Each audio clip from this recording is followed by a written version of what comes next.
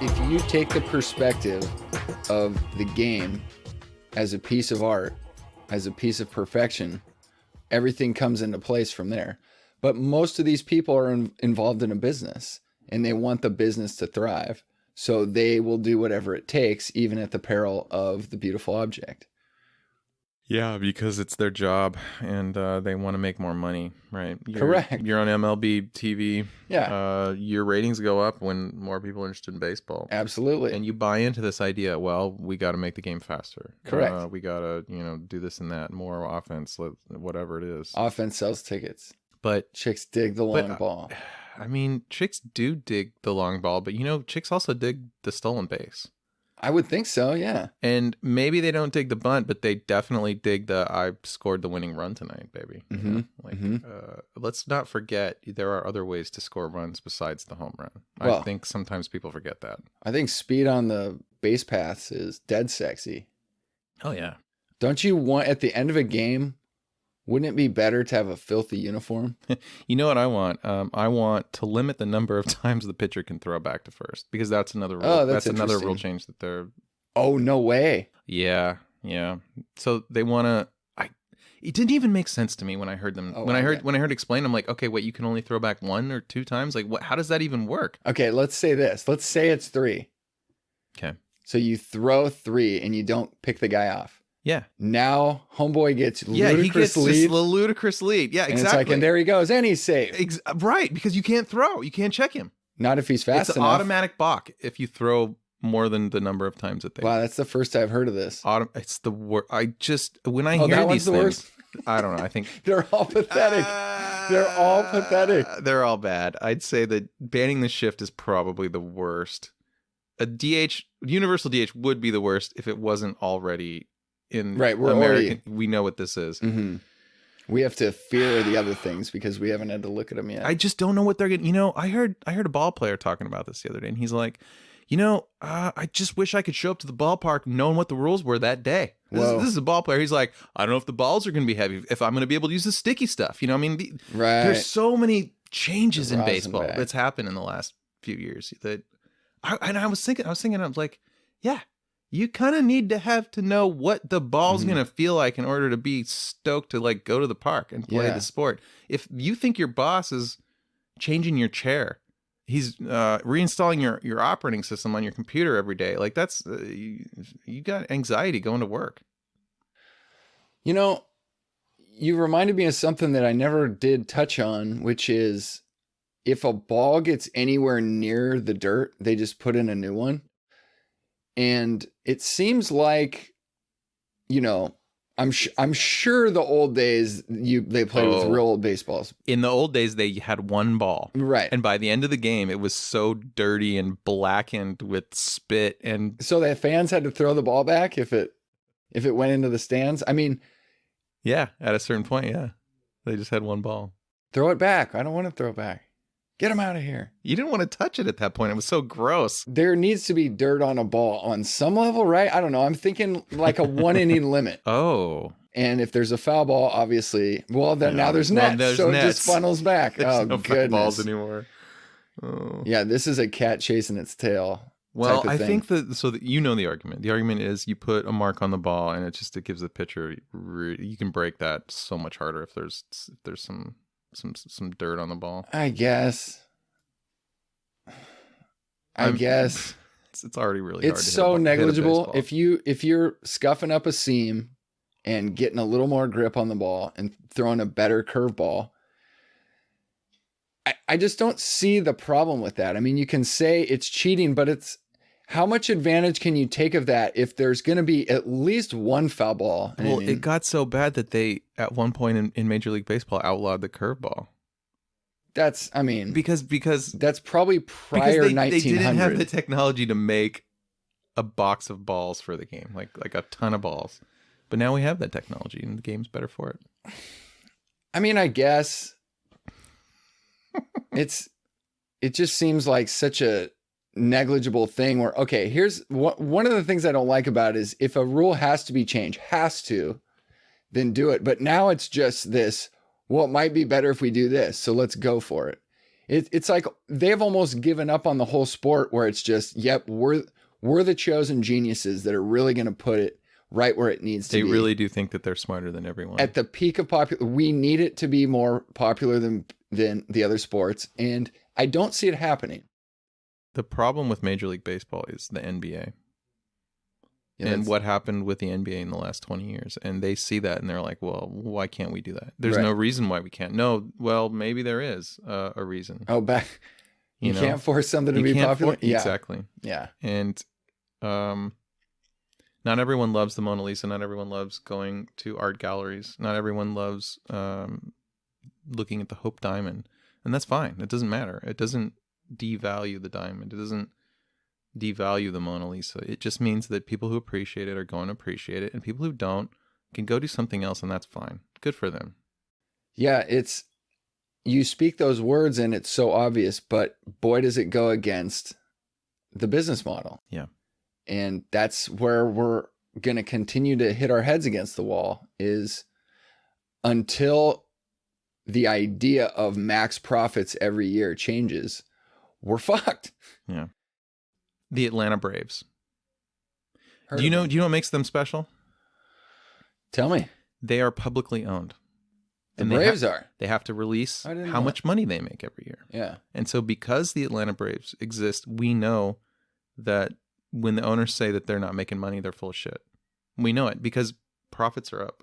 And you don't have to win the World Series, to realize these gains. And no one in the history of the game, in the modern history of the game, no one has ever sold a team for less than they paid for it. So these are good investments. Sometimes you can sell a team for 10 times more than what you certainly, because you're not selling something on an open market. You're selling something that is so rare, so special, that you can find someone who's willing to just go all in on it because that's how they feel that day. Imagine buying a baseball team and not being all in. You're like, this is a pie slice of my portfolio. You're like, you know what? This sounds crazy, but I'm going to use 8% of my portfolio and really diversify and get into American sports. Well, I mean, no one's ever sold a baseball team at a loss. That's a fact. So it's still a good investment. I've heard, should you have the funds? I've heard someone said that in the last 12 years, baseball's worth 3 times more than it was. 3 times more. You're going to tell me that's a bad investment? I don't think so. So it seems like you and I are in the minority on our opinions, at least the ones that we're hearing. We're going to make these opinions the majority opinion. We're going to change the world. Change the world. Why is it? Let's just pretend we are the minority. I think we are, but we'll just say that we are at this point. What is it that everyone else is seeing that we're not? Why does everyone else appear to be okay with this tinkering? They didn't play the game. God, they don't. We have to explain to them why the pitcher has to hit. They don't understand it. We have to tell them, because if the pitcher doesn't hit, they throw at each other and it just turns into some professional wrestling bullshit. We have to explain because we played the game. It's on us. This is our job now. Yeah, but there's a lot of people out there that are baseball players that, will tell you it's time for the shift and things like that. And you go, in my mind, I'm going, they're drinking the Kool-Aid. How?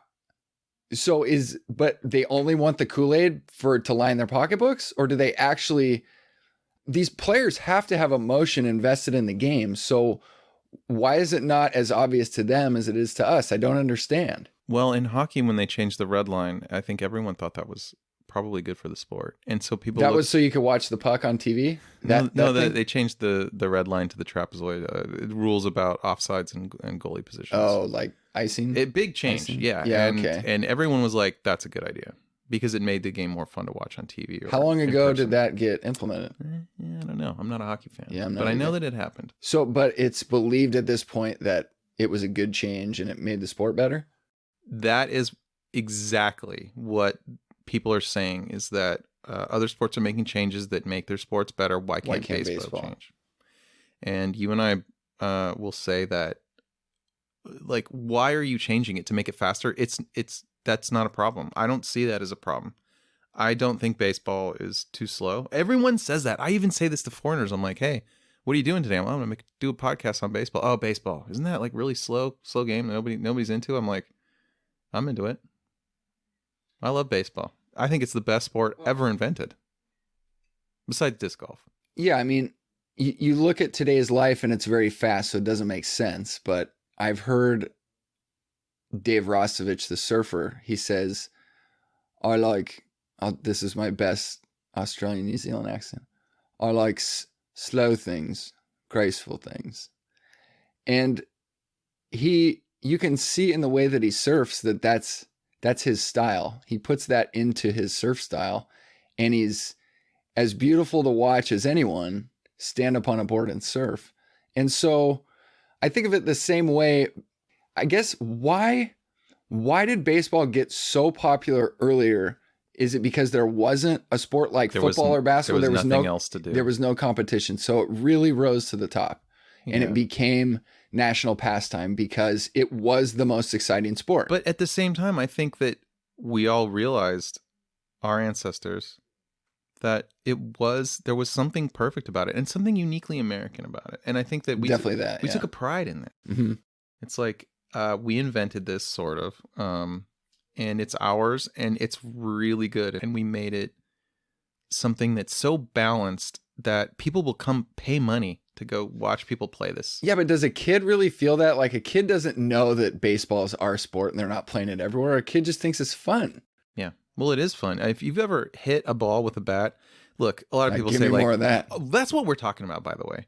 We're talking about what is baseball. I mean, you take away the bases, take away the fence. It's all that's really important. But what's the best part about baseball is the duel between the guy with the bat and the guy with the ball. And it's so beautiful. And I love the way the Japanese play baseball, because they make so, like, have you ever watched a Japanese game? Not a full game, no. Oh, the way that they really play up the duel between the pitcher and the hitter, you would probably almost be sour for you. But you think? It's I'm like curious. They play it up like it's Street Fighter, and they give you the history, like, oh, last time this guy hit a home run off of him was, whatever, and it's just like it's a storied event. Whenever I think I can get into that. these, I mean, I'm into it. God, I want to know more all of a sudden. Well, we can do that research later. Okay, fair enough. Because that might be the only baseball we get to watch this year. Oh man. There's MLB players talking about. So get this. You're gonna like remember this. When you hit me about that. Each Japanese team can have 2 Americans on them, and the way that they define it is very, very, very, very crazy. You can just get two. That's guys. a rule. Well, think about it. Oh shit! Think about it. They could just import. They want to keep it Japanese, right? So you get 2 American guys, 2 non-Japanese guys. Yeah. By the way, Japanese are a little racist too. So there's a lot of problems with that. Yeah, no, I went to and Japan. Hey, baseball can be the Band-Aid that heals us. I went to Japan 15 years ago and had a experience where me and my 3 white friends were walking into a bar, and it was whoa, like you can't come in here. And we were trying to find out why with our limited Japanese, and they spoke enough English, and it's basically you're white. Goodbye. No swinging dicks in here. And so, yeah, my friends are going, what? That's bullshit. That's so racist. Yeah. And we felt it, what that feels like for the first time. Actually, like, you cannot come in here because you're white. You're the wrong color. And that's eye-opening. Yeah. But yet at the same time, they didn't need one more group of white people coming in, Japanese thinking they own the place. Oh, that's what exactly. Look, I know you. You would have walked in like you own the place. You would have literally you stand a head above. You would stand, in this case, head and shoulders above everyone else in the entire place. How intimidating is that for all these guys? Yeah, it's so easy for us. All we want to do is get a drink. Yeah, that's how your we money's felt not good at the here. time. Yeah, money was no good there. So yeah. In Japan, you can only have 2 non-Japanese players on your team. I mean, it makes sense. This is what I had heard, that the LPGA was struggling with popularity because a lot of the best players were Asian. And it seemed like a problem at some point because they might not speak the language. So it's harder to be, I guess, as big of a fan of someone if you can't kind of share in their language. If they have an interpreter when they're giving their interviews. It changed how they wanted to interact with the sport. Well, learning a language is really hard. And when you're trying to be the best golfer in the world, you don't got time for that. So I that's fine. I'm fine with that. Look, man, if Asians are dominating golf, that's great. Well, what's the problem? It goes back to the business model. It was the LPGA wanted to create a larger fan base, and they felt like that might be getting in the way as their superstars didn't speak the English language. And so that's where, you know, it comes down to dollars and cents. Now, I'm all about get the best players wherever they come from. Let's just and if you can have them in one league, great. The only reason that European great golfers can be stars here is Europeans already speak English. They just, by default, whether it's their first language or not. There was a guy that just won and they were saying, oh, it's a great moment for the PGA. It's the first Austrian to win a pro tournament. And I'm thinking, oh, that's great. I want to hear him speak. And he spoke with a Georgian accent. So he's probably born in Austria and then moved there. He went to college in Georgia. He had a draw? And he sounded exactly like an American. But they were hyping this. Oh, first Austrian. I love it. It's like, okay. Austria is kind of a small country. I've been there. It's beautiful. Oh, my God. Beautiful. Yeah, I haven't been there yet. Dude. But, that was the other thing I wanted to bring up was you had mentioned the duel as a big thing. Yeah. That's got to be part of the reason why when we've never seen a Japanese pitcher come here, you see their windup for the first time and you go, oh, wow, I've never seen anything like it. Like their windup becomes part of the duel. They're doing like the Karate Kid. Yeah, like, totally. Because, but it's part of the spectacle. Yeah, it's completely. I know. Are they going to start banning the spectacle? You can't pause at the top. I would not be surprised if they don't ban the Cueto. They're just like, oh, you can't do that anymore. No more Cuetos. No more Cueto. Like you have to wind up in a certain way. And thanks for bringing him up. Yeah, I just wouldn't be surprised because that's how I feel about banning the shift. You're going to tell me where I can play my infield? Like you're going to tell me if I step one step over into the grass that it's an automatic whatever. You give him first base because should have been because I was playing him the way that I know that he hits because I know this hitter. Fuck that. I mean, you start breaking it down verbally and you can't even believe that you have to be saying it because it's so obvious. Yeah, it just doesn't make any sense to me. But the idea of Cueto, I didn't know too much about him before he came to the Giants, and I got a chance to watch him a little more. He had a storied career before he came. Yeah, I was into it. Quick pitching and all that. It's like, hey, you're in the batter's box. That means you're ready. I love that kind of stuff. It means stuff. you're ready for the pitcher to throw the ball. Yeah. So do it. Right. Oh, his windup has to be the same every time. When he would catch a guy with the quick pitch, I would just be like, this is baseball. He outsmarted you. I love baseball. He outsmarted you. That's the advantage. It was great. Yeah, you stepped in the box. Yeah. Strike one. Yeah. Umpire loves it. Catcher loves it. I was loving it. Yeah. But SportsCenter doesn't love it for some reason. I don't get it. They just want the home runs. Beautiful home runs all day long. I got a story that defines that perfectly. And this is a while ago, but it's one of those things that sort of sticks in your mind.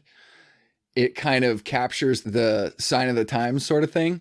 And this was in probably Sosa heydays, or maybe not quite. I don't think he'd hit 60 home runs yet, but he was becoming a star slowly.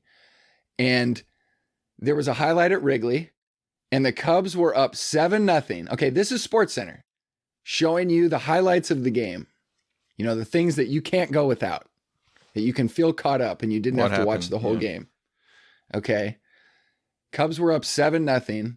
Sammy Sosa hits a late inning solo home run to make it 8-0. And that was in the highlights. Well, I want to see Sammy Sosa hit home runs all day long, man. But who doesn't? I mean, absolutely. You should want to see that. But to make the mistake that SportsCenter can just replace the game and it should be more like the highlight reel eliminates the things that make it the sport that it is. Well, you have to show all the home runs. Are you going to show highlight of chess game? It's like, look how Bobby moves the bishop there. It's like, opening move. You know what I loved about Mona Lisa Baseball 1? One of the things that I loved was that you talked about some of your greatest baseball memories. And you talked about some of the best highlights that you've ever seen and some of the best parks that you wish you had been to. And you talk about, why can't we have more interesting ballparks? And you talk about the bump. We talked about the bullpens on the field. And I think this is something that I would love to talk about, because Let's it gets get into away it. from all the politics of the game and like players versus owners or all that. Like There's when you nothing to go do to with the them, yeah. ballpark, first of all, I'm going to call you out. At one point Yes, in season my 1, you're favorite. like, I haven't been to a game in 6 years. Okay? Yeah, and it ended up being more. It immediately actually. disqualifies you from Yeah. so many. I know you know this. Yeah, I mean, yeah. I'm not disqualifying your baseball opinion, but Yeah, no, I when you hear don't go to games, I mean, you know, what are you doing? Yeah. I mean, like I've been going. I'm not trying to pull one on you here, but I have been going to games No, it's in one okay. form or another. Is, you know, sometimes baseball is in my life more than at other times, Right. and that's a big part of why we're doing this. We want to talk about why I've broken up with baseball many times and why baseball's broken my heart. And I want to be more involved. I look, baseball could have so much more of my money if they just treated me right. You know what I mean? Yeah. And there's I'm in that this group. idea out there, and I hear all these guys talk. This is so important. So this is the narrative. There's two kinds of baseball fans. You got your old guys, they're over 60 and they're going to be there no matter what you do. And then you got this new crowd, and you gotta get these guys. Well, fuck that. I'm going to tell you right now, there's way more kinds of fans. There's at least, let's just say there's 3. Okay. And there's this other type of fan that has baseball in their heart, in their blood. But baseball has changed so much that it stays there in their heart, and it doesn't manifest with their time. They don't spend time looking at the box scores. They don't watch games unless it's the playoffs, maybe, you know, and that's a different kind of fan that you could win back by just, I don't know if they could win us back. Yeah, I'll be honest. I'll be honest. I mean, sometimes I think that like this is a very cynical point of view, because we care so much about baseball to be talking about it like on a podcast, but at the same time, you know, you said this on season 1, the universal DH is that's kind of the end of it for me. I don't think I can really watch a game without boot heel in the forehead, annoying everyone around me, because all I'm going to do is just be like, wow, the pitcher's got a hit. And I don't think I could, it's not that I don't want to ruin the game for other fans. Yeah. I don't want to, I love Yes. to take my brother and my dad and go sit in center field and just watch a Giants game. And I love that. But if I'm sitting there belly aching about the DH the whole time, you know, like no one's having fun in my section. No one wants to hear that. Or do they? I don't know. Should we show up to the game with big signs with the cross for the DH and go like protest? I guess we're still buying tickets though. Yeah, I mean, I think there's a misconception that I, or possibly you, aren't going to make a stand. And I think what's important, at least in my case, is I was never making a stand.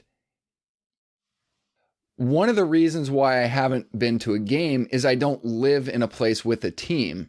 So while you could hop on the Muni and get to the game, Yeah. it meant something real different for me to get to a game. And life's a busy thing, this, that, and the other. And if you're not feeling a sport really get your heart revving like it used to, you're not going to put the same amount of energy into being there. I would love nothing more than to be excited about baseball and take my girl to a game and bring my mitt and all that stuff. But when you find yourself in the range of indifferentness, it's really alarming, because I would have never guessed, we'll say as a 20-year-old, if I was asked, do you think you'll ever be indifferent about baseball? You'd be like, them's fighting words. Like, hell no. That's me. I am baseball. But the fact that I'm now 42 and on the cusp of like, that is what's so alarming to me. And I feel like that should alarm other people, but nobody's worried about retaining me as a fan. And so I will have my own reaction. They should be worried. It's not me saying I'm taking a stand against the DH. It's like, I don't want to go to a game with the DH. It's not baseball. It's not a stand. It's, I don't want to go and see that. This is an entertainment product, ultimately, that we're bitching about, but we're not indifferent. We care so much. We're doing this right now. And you know, I think one of the reasons why season 1 moved me so much was no one else. I haven't found anyone else talking about the game in a way that touched me, because everyone that I hear talking about the game half of the time I'm like, okay, yes, this person loves the game. But then the other half of the time, they're like, everyone knows that we need the universal DH. Everyone, we need this and that and the other. And I'm like, no, Speaking of them, the game doesn't need to be faster. And like, and there's so many contradictions too. The logic doesn't make sense. We need more offense, but we want the games to move faster. You can't have both. This is the thing with baseball. If the more people get on base, the longer the game's going to take. Period.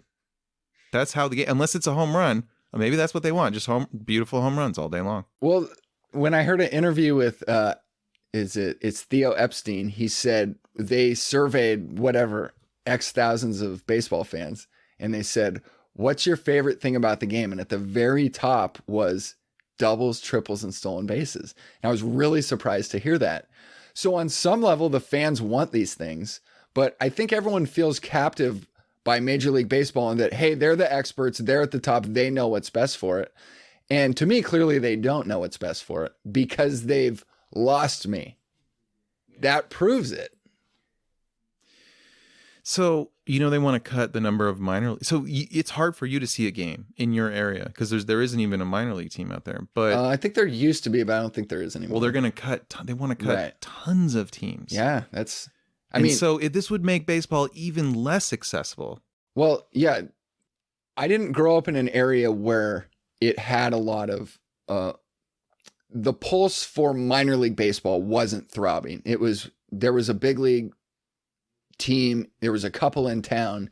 And so, there was a lot of Giants and A's fans, but you go to a place like the Midwest that doesn't necessarily have a team. I had heard that these areas really live, what is it? Live, breathe, and die baseball. It's like they go to the game because it feels good and really feeling that minor league, just kind of, you work all day. And then at the end of the day, you get to eat peanuts and go out and go to a casual baseball game. If those type of people or those types of teams are getting taken out of it, there's going to be even less people that we've been missing talking about. The kids on the street that are creating their own wiffle ball game. The kids out in the cornfields that are creating their own game.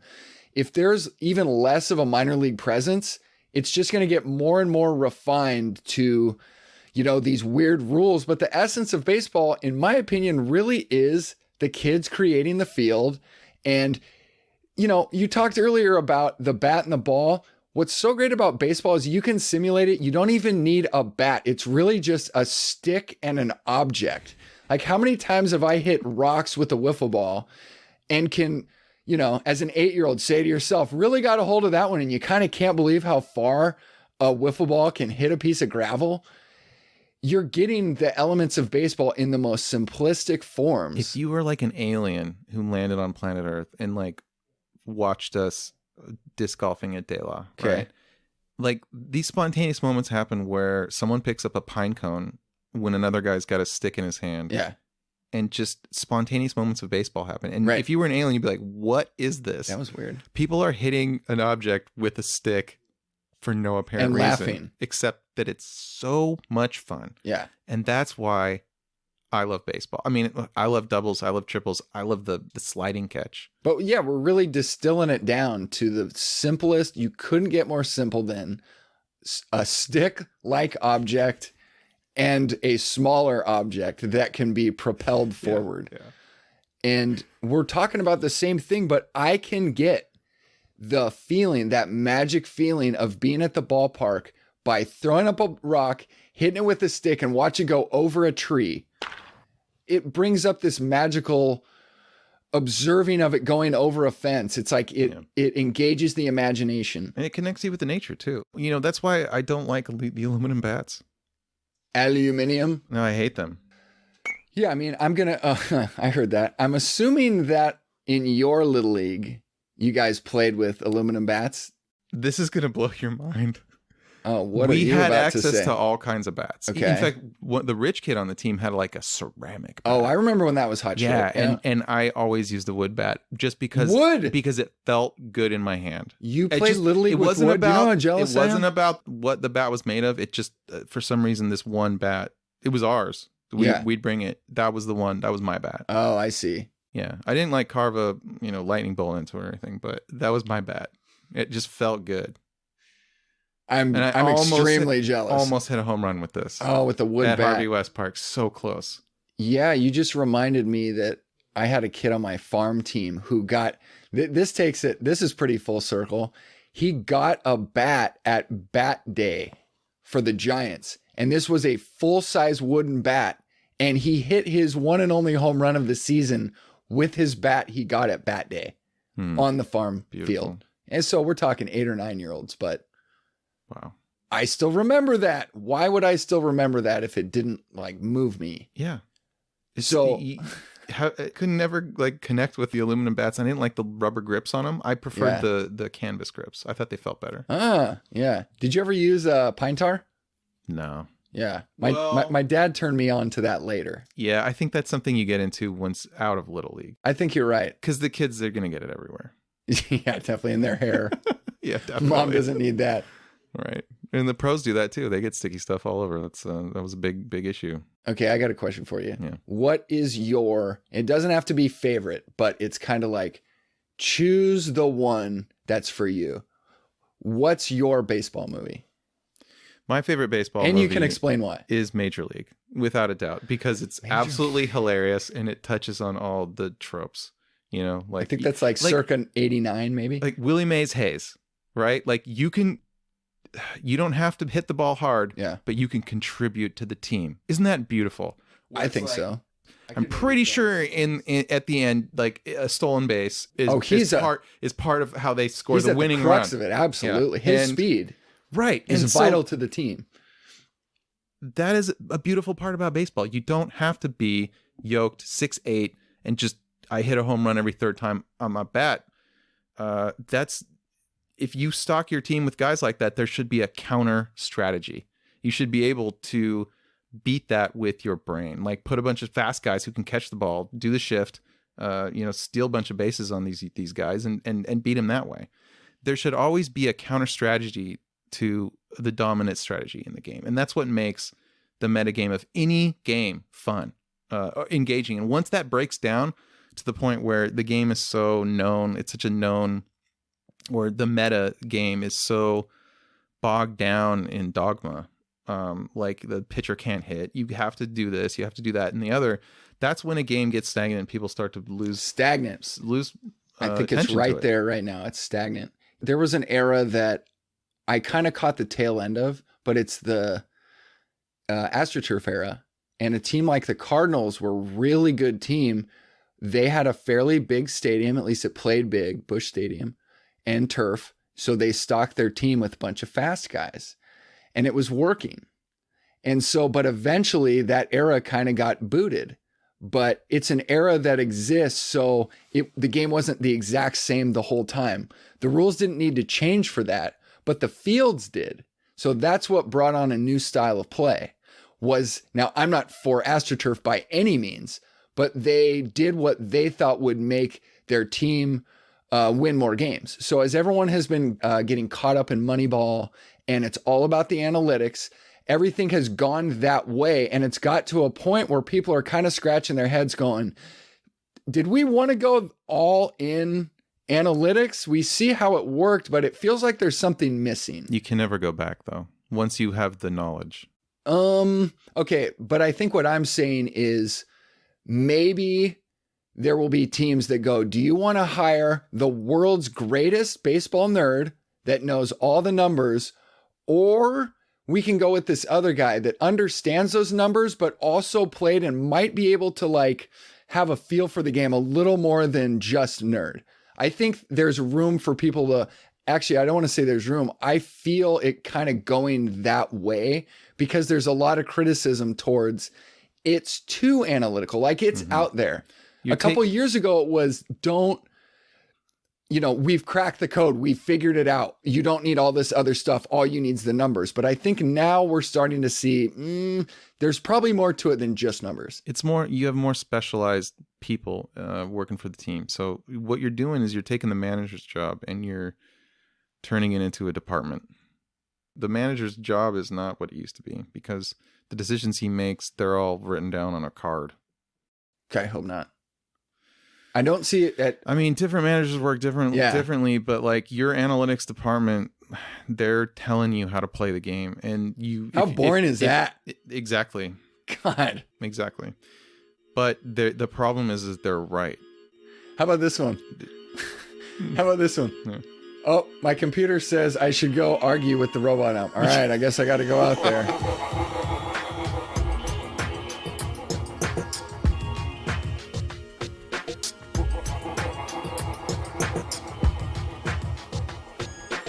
It engages the imagination.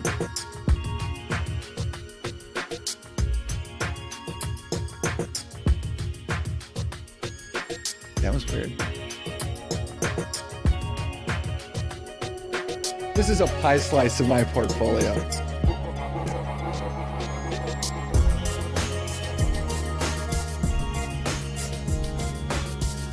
Yeah, this is a cat chasing its tail.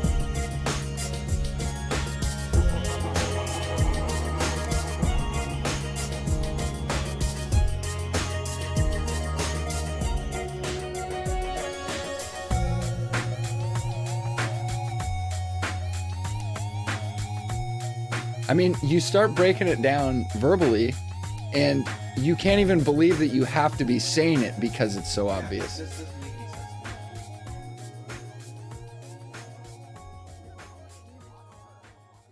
If you take the perspective of the game as a piece of art, as a piece of perfection, everything comes into place from there.